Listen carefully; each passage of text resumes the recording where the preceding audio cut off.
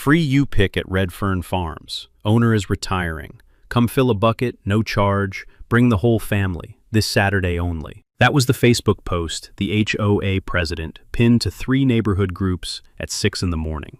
By noon that Saturday, over 400 strangers were on my 6-acre blueberry farm with 5-gallon buckets, trash bags, and a couple of kiddie pools in the back of a pickup. By 4 o'clock, $18,000 of fruit was gone. The rows were trampled flat, and I was standing at the gate with a torn clipboard, watching a woman I'd never met load 2 coolers into her minivan. The HOA president who wrote that post was across the road in lawn chairs, sipping sweet tea, laughing. She didn't know I was a former crop insurance adjuster, that every post she made was already screenshotted by a neighbor, and that in Georgia, inducing a crowd to steal agricultural product over $1,500 is a felony. Tell me below, would you have called it off or let the whole thing ripen into evidence? My name is Wyatt Redfern, and I grow blueberries on a ridge outside Clarksville, Georgia, where the foothills start to lean toward the Blue Ridge, and the red clay turns a deeper rust after a good rain. 6 acres, 4 varieties, Duke, Blue Crop, Chandler, and a late-season Elliott that still holds on when the summer turns mean. 2,600 bushes. My wife Hannah walked the first row with me the summer we bought the land, back when she was still strong enough to carry a shovel, and she told me that if I ever let this place go commercial and ugly, she'd haunt me personally. I promised. Hannah was a middle school librarian with a laugh that sounded like wind chimes on a porch in August, and a temper like a thunderstorm on a dry afternoon. She used to hum while she pruned. She used to say the smell of crushed blueberry leaves was the closest thing to perfume she ever wanted. She passed 3 Octobers ago, with Micah holding one hand and me holding the other, on a hospital bed set up in our own living room so she could see the ridgeline out the window. Our son Micah was 14 then. He's 17 now, lanky, quiet, with his mother's hands and my stubborn jaw. He runs the register on Saturdays and pretends he isn't reading Steinbeck behind the cash box. He's the one who made me keep the farm open after Hannah died, when I was ready to sell the acreage and move into a trailer behind the hardware store. He said, "No, sir, we're staying. She planted these. We finished them." That was the whole conversation. I spent 22 years before the farm as a crop adjuster for a regional ag insurance carrier based in Athens. I walked peach orchards after late frosts in March, measured hailed-out corn in 3 counties in June, sat at kitchen tables with farmers who didn't know how to say they were scared and didn't want to in front of their wives. An adjuster learns 2 things fast. First, paperwork is a weapon if you hold it right.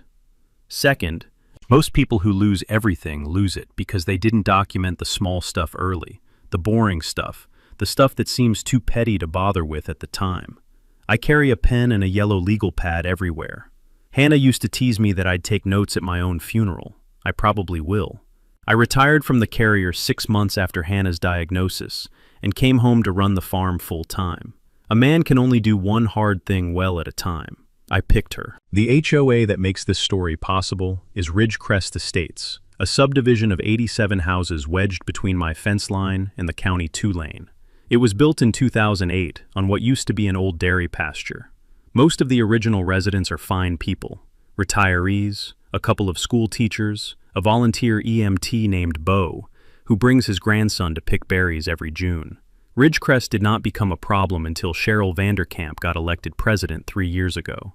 Cheryl is 56, blonde, solidly built, in a way that always looks like it has been lightly ironed, and she carries a monogrammed planner to the mailbox. Her husband Dalton owns a small residential development firm in Gainesville. They moved into the biggest house on the cul-de-sac in 2019 and immediately began asking the neighbors what could be done about the farm. The farm, meaning me. I ran into Cheryl for the first time at the post office in the spring of her first term. She was in line ahead of me, holding a padded mailer and a folder, and when the clerk called her ma'am, she corrected him, "Madam President, if you don't mind." The clerk did not mind. The clerk also did not comply. She turned around and gave me a full once-over, the kind of look a cattle buyer gives a steer he's pretending not to want. She said, "You're the blueberry man." I said yes. She said, "I've been meaning to talk to you about some of the parking." I said, "Any time." She smiled with her mouth and not her eyes. I knew right then. There are people in this world who mistake quiet for permission. Cheryl was one of them. The first letter came 2 months after Cheryl took office. It complained that my customer parking spilled onto association streets on Saturdays, which was true, in the sense that one or two cars occasionally parked along the shoulder, which is a county road, not an HOA street. I wrote a polite reply, enclosed a copy of the county right-of-way map, and heard nothing for 6 weeks. Then a second letter arrived, claiming I owed 3 years of back dues on my parcel. My parcel is not in Ridgecrest. It never has been. The plat was recorded in 1962. Ridgecrest didn't exist until 46 years later. I mailed her the deed, the plat, and a very short note that said, "Please direct future correspondence to my attorney." I did not have an attorney. She did not write back. I thought that was the end of it. It was the beginning. Hannah had planted those first bushes the summer after Micah's 10th birthday. We had just closed on the acreage after 2 years of saving, and the soil tested acidic enough to make a blueberry man weep with joy. She planned the orchard on graph paper at the kitchen table, with a number 2 pencil and a ruler from Micah's school supplies. 4 sections, 48 rows, 200 feet long each, every row named after somebody who'd mattered to her. Her grandmother, her Aunt Betty, who drove a milk truck in the 50s, a 5th grade student named Jamal, who'd made her a clay owl that still sat on our mantel. Hannah's own row was the one closest to the pond, on the south edge, where the water threw a little extra humidity on hot afternoons. She didn't name it for herself, she named it for the idea of her. I called it Hannah's row after she was gone. Micah called it Mom's row. Same thing. Micah noticed things before I did that first year. He'd come inside after closing on Saturdays and say, "Dad, that blonde lady in the SUV drove by 4 times today. She slowed down every time." Or, "Dad, there was a guy in a surveyor's vest out at the fence line this morning while you were at the bank. He had a yellow hat. He left when I walked up." I started keeping a separate log just for Micah's observations. It grew fast. That spring, the signs started disappearing. I run my U-pick from mid-May to early July, and I put up 4 hand-painted cedar signs along the county road. Redfern Farms, Fresh Berries, Open Saturday, cash or card. The first week of the season, 2 of the 4 went missing. I replaced them. They went missing again. The third week, I mounted a trail cam on a fence post across the road, set to night mode, and 2 days later, I had a clip of a silver SUV pulling onto the shoulder at 2 a.m., while a woman in a white windbreaker stepped out with a pair of bolt cutters. The plate was blurry, but the windbreaker had a monogrammed CV over the left breast pocket, and the silver SUV matched the one that sat in Cheryl Vanderkamp's driveway every night of the week. I watched the clip 3 times in my kitchen, and on the third viewing, I laughed out loud for the first time in a week. Not because it was funny, because it was so brazen. A 56-year-old woman with a monogrammed windbreaker out at 2 in the morning with a pair of bolt cutters because she couldn't stand the sight of hand-painted signs advertising a farm that had been there longer than her subdivision. That wasn't enforcement. That wasn't even pettiness. That was a woman who had decided she owned more than she did. I did not confront her. I filed the clip. I added a second trail cam with a better lens. I wrote down the dates and times on my yellow pad. I printed the next batch of signs on reinforced aluminum, bolted them to 4x4 posts sunk in concrete, and I waited. In mid-March, I got a call from a woman at the county planning office, asking if I had applied for a commercial agritourism variance. I told her I hadn't, because I wasn't required to. The parcel predated the zoning overlay by decades, and was grandfathered on file. She paused on the line and said somebody had phoned in an anonymous complaint, claiming I was running an illegal agritourism operation with amusement elements. Amusement elements. I asked her what that meant. She said, like a corn maze or a petting zoo. I told her I had 14 blueberry rows, 1 picnic table, and a register Micah ran with a cash box his mother had bought at a yard sale. She laughed. Then she asked if I wanted to know who'd called. I already knew. I asked her to put the anonymous complaint in writing and mail me the copy. She did. The signature line had been left blank, but the return caller ID on her office log showed the Ridgecrest Estates Community Center phone. Fourth knowledge nugget, free of charge. In most Georgia counties, anonymous complaints still generate a paper trail you can subpoena. Nothing stays anonymous if you ask the right clerk nicely. The fine started in April. Cheryl mailed me a $200 agricultural nuisance fine for excessive pollinator activity. 2 weeks later, a $300 fine for non-conforming roadside vegetation, which meant my high bush blueberries were apparently too tall. I filed them in a folder labeled Ridgecrest, and I kept picking. Micah asked me once, while we were pruning a row, why I didn't just drive over there and yell. I told him what my daddy told me in 1983, when a man in Habersham County stole our tractor battery.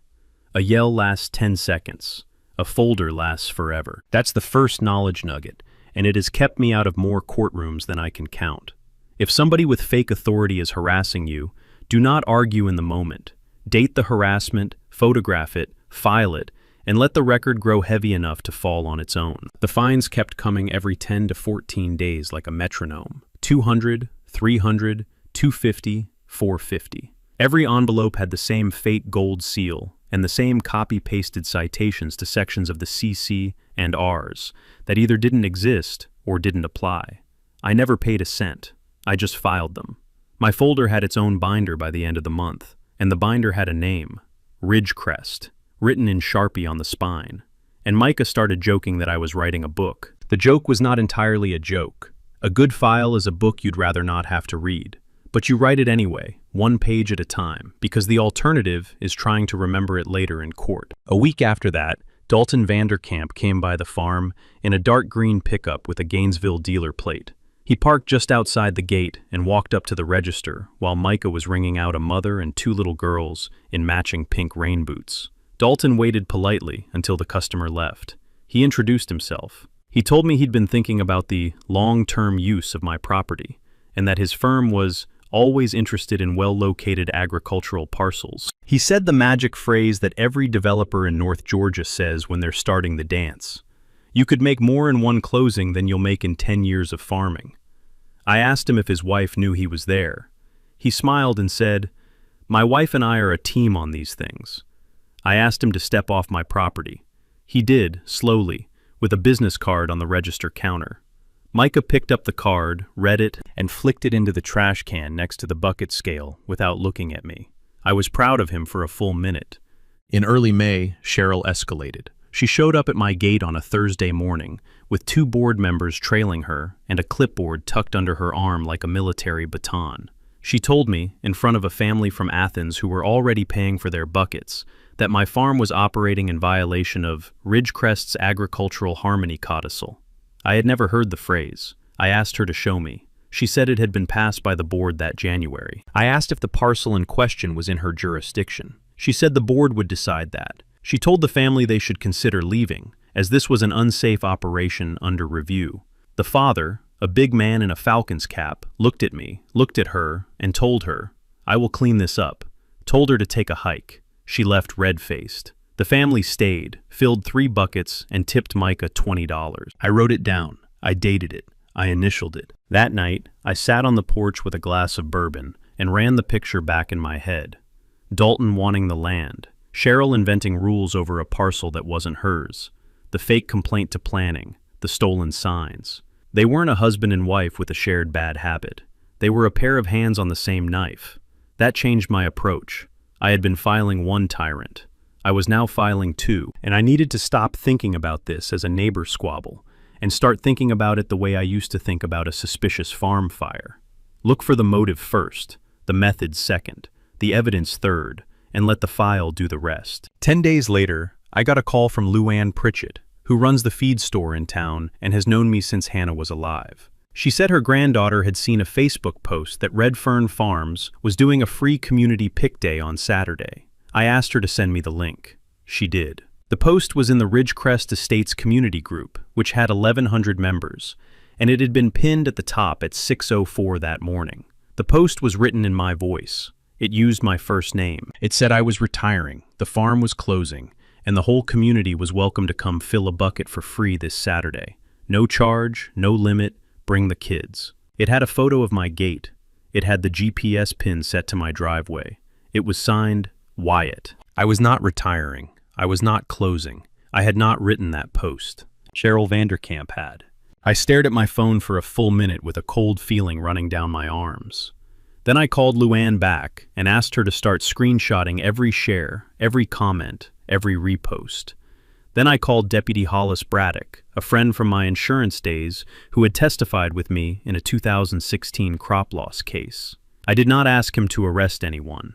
I asked him to open a civil incident number with a timestamp so the department had a record of the event on file before Saturday morning. Hollis heard me out, asked 2 questions, and said, "Wyatt, you want me to send a unit out to the farm Saturday?" I told him no. I told him I needed the event to happen, on camera, so that the scale of what she had done would not be theoretical. He paused on the line. Then he said, "Document the hell out of it." That's what I did. Thursday afternoon I drove to Gainesville, parked in the back lot of the public library, and spent 3 hours in the county records room pulling every application Dalton Vanderkamp's firm had on file in the last 18 months. There were 2 live permits, both on parcels adjacent to Ridgecrest Estates, both waiting on environmental review, both tied to a planned subdivision called Ridgecrest South that, according to the sketch plan stapled to the back of the file, extended across the property line and onto land they did not own. Mine. They had penciled a cul-de-sac right over Hannah's row. I photographed every page. I left. On the drive home, I understood the whole picture.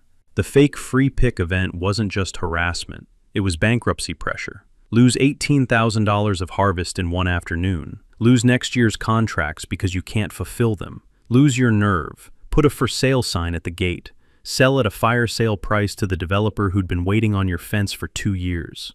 That was the playbook. Cheryl was the method. Dalton was the motive. Now I knew what I was filing. I spent Thursday night and most of Friday wiring the farm for surveillance.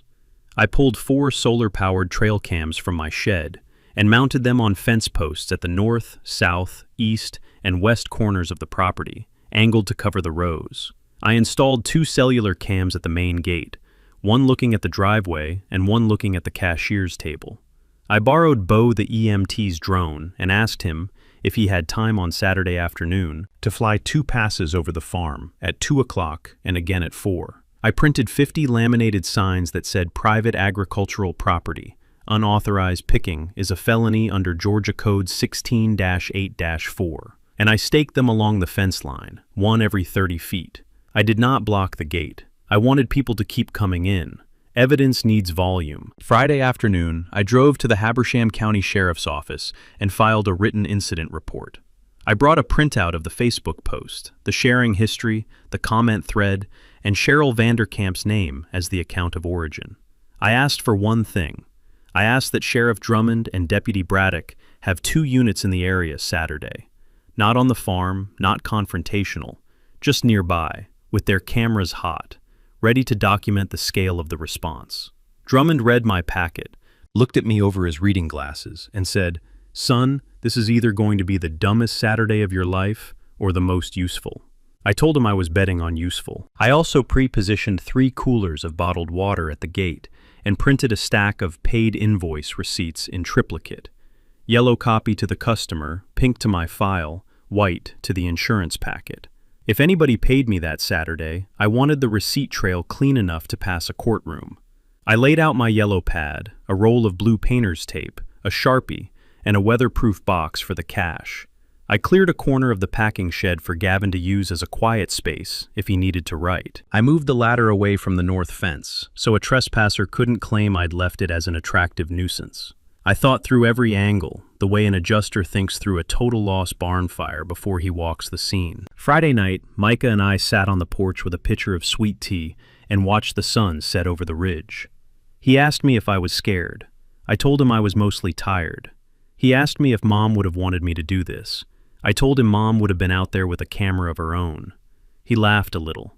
The wind chimes on the porch, the same ones Hannah had hung herself in 2018, made a small sound, and I felt her there for a second, the way I sometimes do when the light hits the fence the right way. I also called 2 more people. The first was Marcy Dillard, a paralegal at a civil firm in Athens, who used to work claims with me in the old days. I asked her to draft a preservation letter for me to hand serve on Cheryl and Dalton Monday morning, putting them on notice that any Facebook posts, text messages, or emails related to my farm were potential evidence and could not be deleted without criminal spoliation exposure. She had it drafted in an hour and a half, typed, notarized, and sealed in an envelope by Friday at 5. The second call was to my carrier, Southern Mountain Mutual. I hadn't sold farm insurance since I retired, but I had kept a comprehensive crop loss policy on the orchard with a vandalism rider, and I called my old coworker Eugene to make sure my coverage was active. My photos of the intact rows were date-stamped, and my claim file was open and ready. Eugene said, "Wyatt, whatever's about to happen, you'll want those pictures." He was right. Fifth knowledge nugget. Most farm owner policies include a vandalism and malicious mischief rider that covers organized theft, but only if you document the rows as intact before the loss occurs. A 10-minute phone walkthrough with your agent the week before can save 6 figures. Saturday morning came in warm and clear. Fog lifted off the pond at 7. By 8:30, the first cars started arriving. By 9, there were 20 vehicles parked along the shoulder. By 10, the shoulder was full, the driveway was full, and cars were parking in the cut hay field across the road. Families poured in with 5-gallon buckets, cardboard boxes, paint trays, and laundry baskets. A man in a Braves jersey carried a plastic kiddie pool with his toddler riding in it. 3 teenagers jumped the fence on the east side with garbage bags. A woman in a golf visor walked straight past Micah at the register without even looking at him and started stripping a row by the hand. By 11, the rows were full of strangers, maybe 200 of them, picking as fast as their arms could move. By noon, over 400. I stood at the gate, clipboard in hand, and I said the same sentence to every person who came within earshot. "Sir, ma'am, this is a paid you-pick operation. The post you saw was fraudulent. You're welcome to stay and buy berries at the listed price, but this is not a free event." Most of them laughed. A few argued. One woman in a pink tracksuit told me I was ruining it for the kids. A man in a NASCAR hat told me to read the post. I asked him who posted it. He said, "The HOA president." I asked him if the HOA president owned the farm. He stared at me for a second, then kept picking. I said the same sentence to the next person, and the next, and the next. I wasn't trying to stop them. I was trying to build a record. Every time I said it, the cellular cam behind me recorded it with date and time. The smell on the farm was unreal. Crushed leaves and warm fruit and grass, mashed flat by 1,000 shoes. The sound was worse. Buckets knocking, branches snapping, a constant hum of talking and laughing like a county fair. A woman with a Bluetooth speaker clipped to her fanny pack played country music 3 rows deep. 2 grade school kids climbed on the trellis at the north end until the crosswire sagged and one of them fell off onto Hannah's drip line. His mother did not apologize. She told me he was just being a boy. I wrote down her license plate. Across the road, in her front yard, Cheryl Vanderkamp had set up a folding table with 2 lawn chairs and a pitcher of sweet tea. Her husband Dalton sat beside her in a polo shirt and sunglasses. She had a pair of binoculars in her lap. Every few minutes she'd lift them, scan the farm, and say something that made Dalton laugh. Twice she waved at me. Once she toasted the sweet tea in my direction. I did not wave back. I wrote down the time. The drone pass at 2 o'clock captured her lawn chair setup from above, framed with the carnage of my rows in the background. At 3:15, a silver Ford pulled up and a man in a khaki shirt with a clipboard stepped out. He had press credentials pinned to his collar. His name was Gavin Ulrich, and he was a stringer for the North Georgia Mountain News. I had called him Friday afternoon, told him nothing except that there might be a story worth a Saturday drive, and that he should bring a camera and a notepad. He asked me what was happening. I pointed at my rows. I pointed at Cheryl's lawn chairs. I handed him the Facebook post. He asked if he could interview a few of the pickers. I said yes, and asked him to be polite about it. Gavin walked the field for an hour. He talked to 23 people. 19 of them told him, on camera, that the HOA president had posted the event in the neighborhood group. 4 of them said her name. 2 of them said they had spoken to her personally that morning, and she had encouraged them to bring friends. Gavin wrote it all down. He took photos of the kiddie pools full of berries. He took photos of the trampled rows. He took a photo of Cheryl in her lawn chair, which she waved at. She was not a bright woman. Bright women do not wave at reporters holding cameras at the scene of a crime. Around 3:30, something small happened that mattered later. A grandmother in a yellow sun hat walked up to me at the gate with a full bucket and a shameful look. She said, softly, "Sir, I want to pay for this. I don't care what that woman said. This isn't right." She handed me $40 cash. I took it. I wrote her a handwritten receipt on the back of a seed catalog. I took her name and phone number. She was the first of 19 people who approached me that afternoon to apologize, to pay, or to testify later that they had been lied to. I wrote every one of them down. I dated it. I initialed it. By 4 o'clock, the crowd started thinning. By 4:40, only a handful of cars were left. A man in a contractor's truck came up to me at the gate, red-faced, apologetic, holding 2 empty buckets. He told me he had a landscape crew, that he'd brought 4 employees out to pick for him, and that he wanted to pay full price retroactively. He wrote me a check for $600 on the spot. He asked me if I wanted his company's name for a witness list. I said yes. He gave me a business card, a phone number, and the names of his crew. I took the check. I wrote him a receipt. I dated it. I initialed it.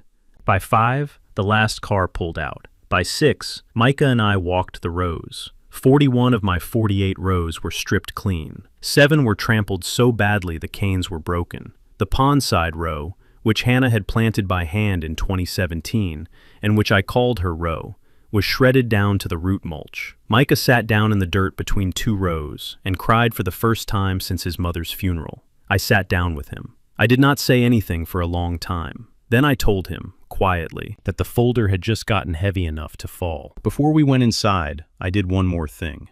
I walked Hannah's row, alone, in the blue light just before sunset.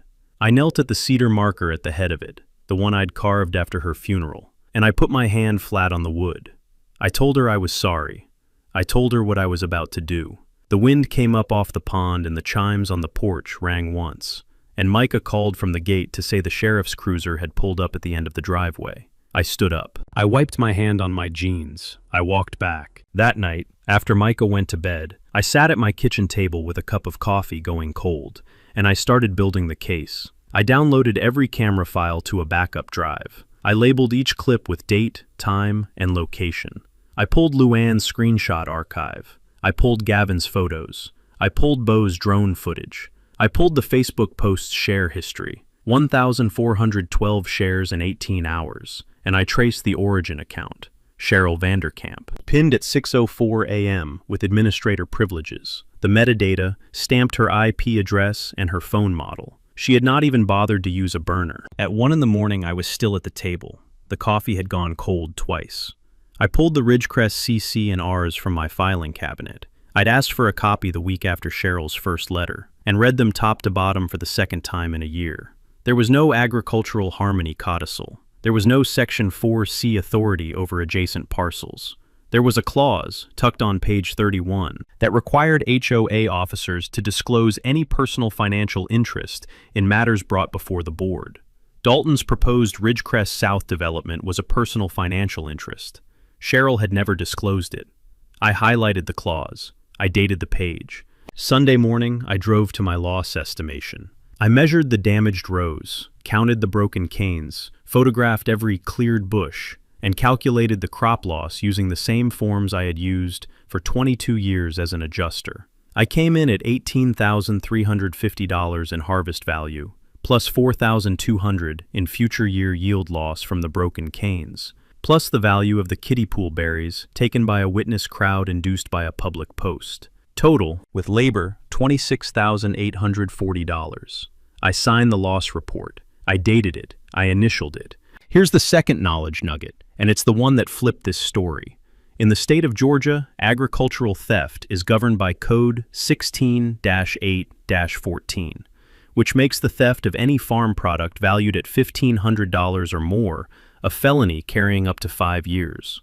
Inducement, convincing others to commit that theft, in writing, to the public, falls under 16-4-1, criminal solicitation, and stacks on top. If you can prove the inducer knew the claim was false, and that the crowd relied on it to enter the property, you've got a felony conspiracy case prosecutors will pick up gladly. Most folks don't know this. Cheryl did not know this. I did, because an adjuster reads the code every year. Monday morning, I walked into the Habersham County District Attorney's office with a 3-ring binder so heavy the receptionist asked me if I wanted a dolly. The DA's office assigned it to an assistant prosecutor named Inez Villarreal, who had moved up from Atlanta 2 years before and whose daddy had grown peaches outside Cornelia. Inez read the binder for 40 minutes without saying a word. Then she looked up at me and said, "Mr. Redfern, I am going to enjoy this one." She asked me to do one thing: not talk to press, not talk to Cheryl, and not take down a single one of the laminated signs along my fence. She said she wanted Cheryl to keep talking. People like Cheryl, she said, cannot stop. She was right. Tuesday, Cheryl posted a second announcement in the Ridgecrest group. It said that, due to overwhelming community response, a second free pick event would be held the following Saturday. This one, she wrote, had been arranged directly with the farmer, who was grateful for the community's kindness. She pinned it at 7 a.m.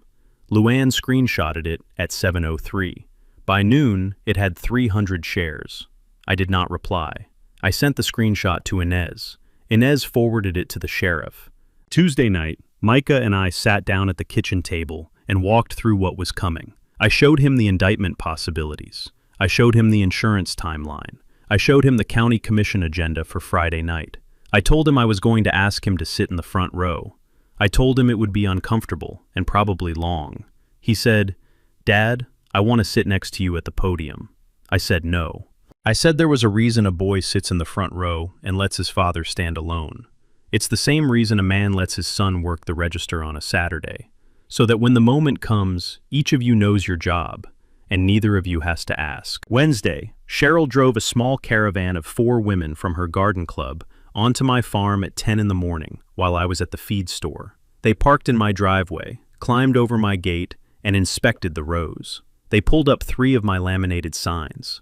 They took photographs. They left a typed notice on my porch titled, "Official Notice of Unsafe Operation," signed by Cheryl Vanderkamp, HOA President. The cellular cam at the gate caught every second. I did not go to the sheriff Wednesday. I waited. The folder was still growing. Thursday afternoon, a neighbor of Cheryl's, a woman named Prissy Whitlock, who I'd never met, called me out of the blue. She said she had been inside the Vanderkamp kitchen 2 days after the Saturday event and had overheard Cheryl on speakerphone with Dalton, laughing about running the Berry man off his land by August. She said she'd been sick over it ever since. She asked me if she could put what she'd heard in a sworn affidavit. I told her I would have one drafted that day. Marcy Dillard drafted it by dinner. Prissy signed it at my kitchen table Thursday night, in front of Micah and a notary public Marcy had ridden up from Athens to supply. Prissy's hands shook when she signed. She told me she'd moved to Ridgecrest 6 years ago to get away from a loud neighborhood in Atlanta, and hadn't realized she'd traded one set of problems for a worse one. I thanked her. I walked her to her car. I added the affidavit to the binder. Thursday morning, Inez Villarreal called. She said a grand jury had been convened. She said they had voted Wednesday afternoon. She said Cheryl Vanderkamp had been indicted on 1 count of felony agricultural theft by inducement, 1 count of felony criminal solicitation, 2 counts of misdemeanor trespass, 1 count of filing a false electronic notice, and 1 count of conspiracy.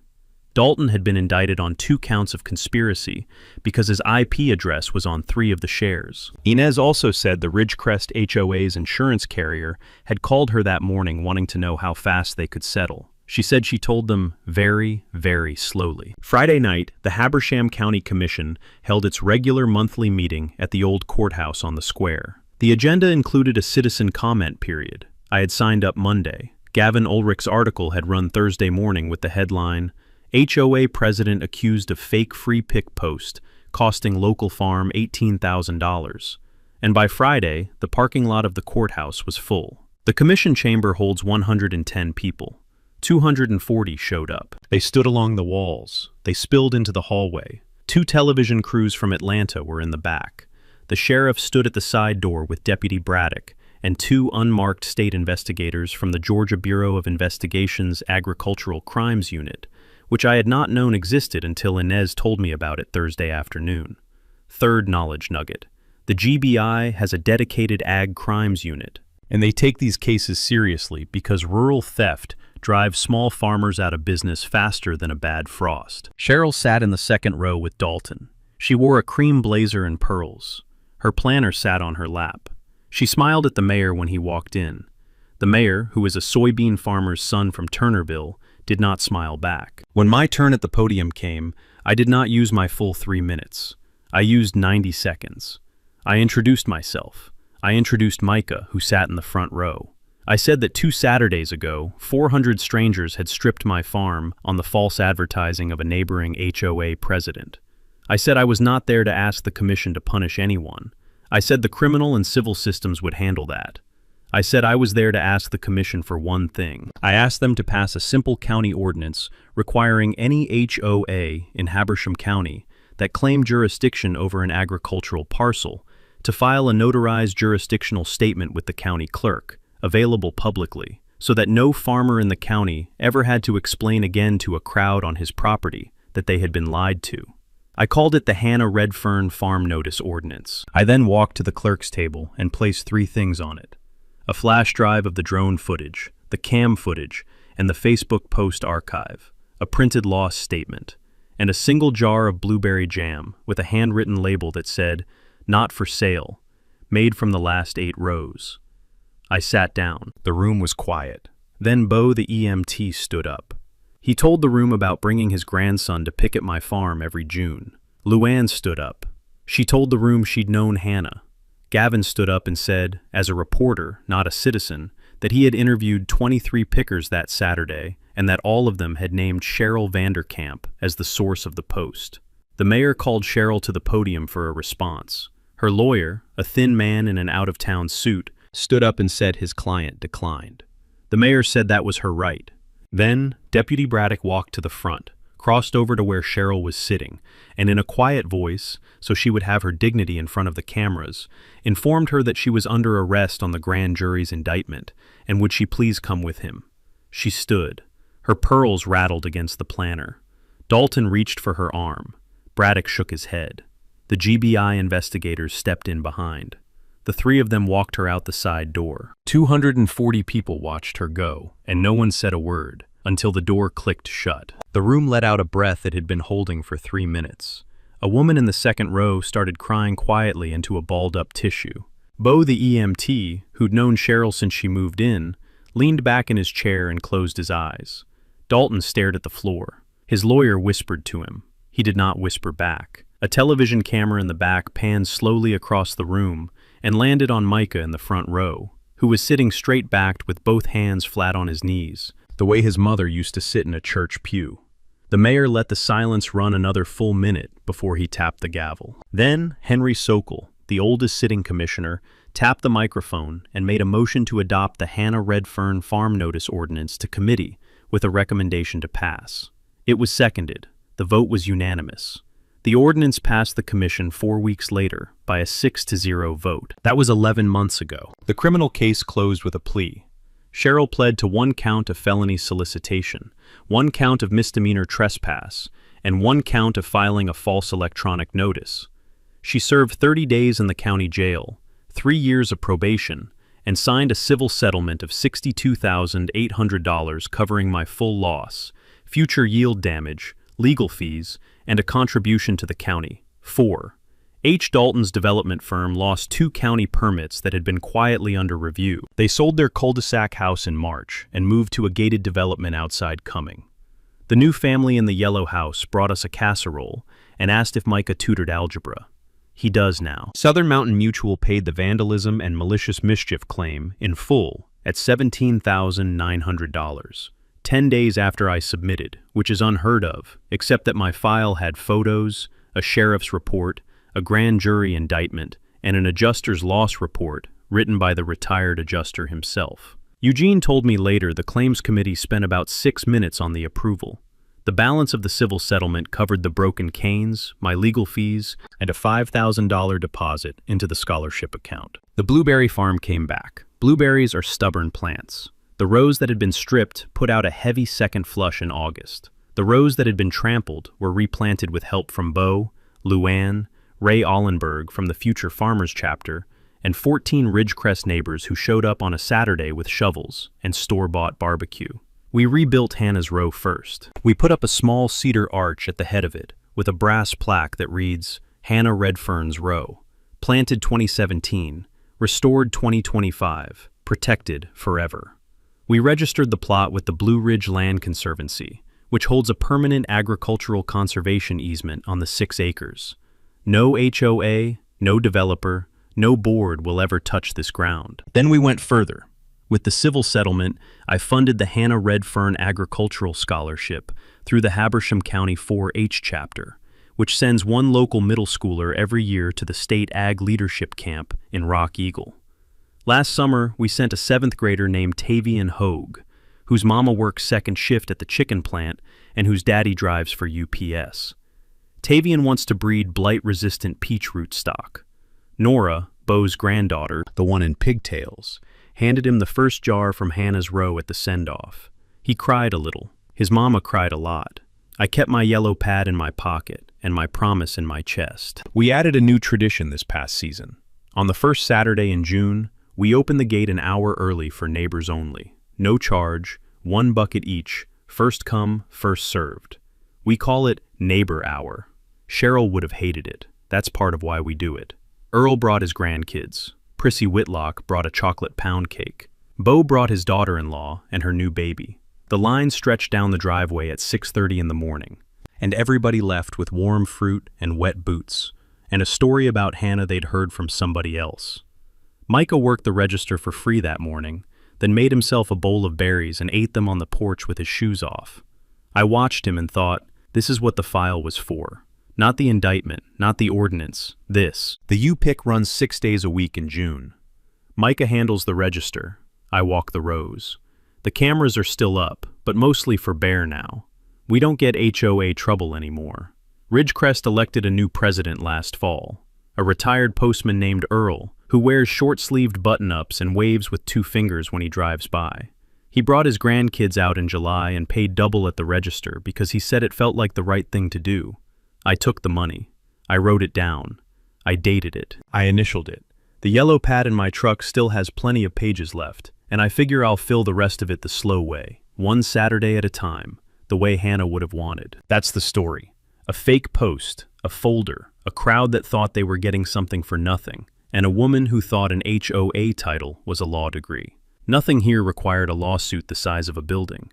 It required a survey, a camera, a code book, a loss report, and the patience to let a petty tyrant keep posting until the post was the evidence that indicted her. If you've ever had a neighbor rewrite your life in a Facebook group she didn't own, you already know the feeling. If you haven't, lucky you. Either way, remember, document everything, photograph everything, and never confuse calm for weak. Here's the thing about people like Jerry. They don't lose because the hero finally snaps. They lose because they keep posting, keep bragging, keep sitting in lower chairs across the road, sipping sweetie while a camera they don't know about records every wave. Wyatt didn't beat her with a gel. He beat her with a yellow legal pad, a handful of solar trail cams, a copy of the Georgia Code, and the patience to let a crowd of 400 strangers become the witnesses in his own case. That's the whole playbook. And it doesn't cost much. A folder, a timestamp, a clear loss report, and the discipline to let someone with fake authority keep proving who she really is. The real win isn't the indictment or the settlement. It's scholarship in Hannah's name, the arch over her route, the 7th brother going to camp because a farmer kept a promise to his wife. That's what preparation builds when anger takes a backseat. If you ever watched a neighbor try to run your life from across the road, tell me about it in the comments. I read everyone. Subscribe so you don't miss the next video.